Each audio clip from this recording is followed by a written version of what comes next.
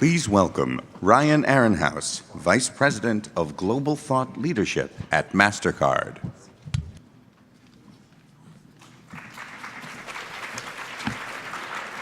The buzz these days is about innovation. People are talking about what it can deliver and how it can change the world. At MasterCard, we see three critical components to delivering on the promise of innovation. In fact, there are three I's in innovation, not two. There's ideas, there's implementation, because without implementation, all you've had is a brainstorm, and investment. Without these things, innovation just doesn't happen. Our next speaker, Ann Mei Chang, truly understands the innovation process.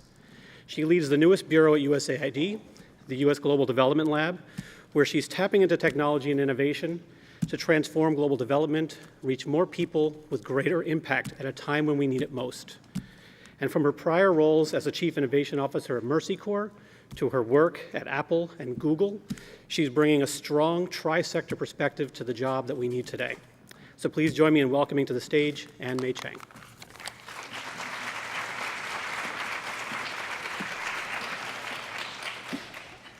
Google Maps, Gmail, and Facebook each have over 1 billion users. At the same time, there are about 1 billion people still living in extreme poverty around the world. Imagine if we could reach even a fraction of them with innovations that could transform their lives.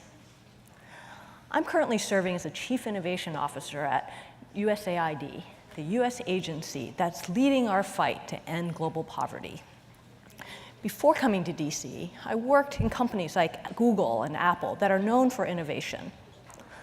One thing I noticed is that in global development, we tend to think in terms of tens or thousands, or tens or hundreds of thousands. Whereas in Silicon Valley, we measure our success in tens or hundreds of millions. Today, I want to talk about the difference between invention and innovation, and why innovation is necessary for us to end global poverty. Invention is a novel idea.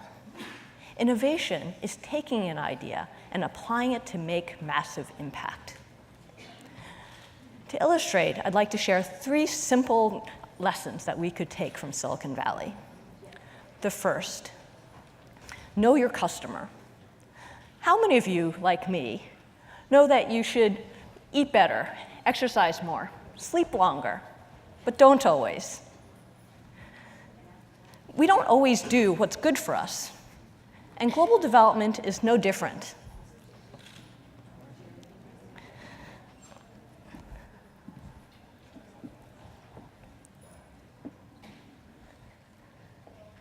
Too often, we view people as beneficiaries rather than customers. What if instead we designed with the customer in mind? Take oral rehydration therapy, a simple solution that involves salt, sugar, and water that saved over 50 million babies' lives. Yet it wasn't successful until an NGO in Bangladesh called BRAC embarked on a massive door-to-door campaign to teach mothers how to prepare and use this mixture. A good solution isn't enough. People need to understand it, want it, and value it. Second, bring in the experts. A Harvard Business School study found that only 1/4 of founders were still leading their startups when they went public.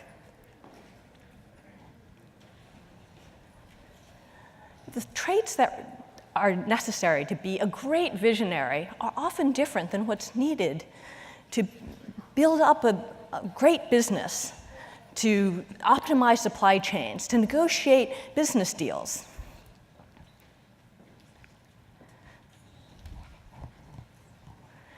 In Silicon Valley, boards push startups to bring in experienced talent, and sometimes to merge with larger, more established companies.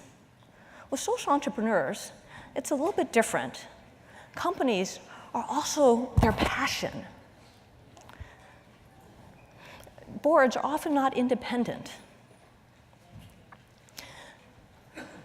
Yet, in order for social innovations to reach massive scale, they need experienced leadership. That requires humility to ask the tough question, would the greater mission be better served by bringing in new leadership or merging with another organization? Third, build for scale. Many grant programs are designed to run for 3 to 5 years, then end. We would never set up a company to serve thousands of people, only to plan to shut down in a few years.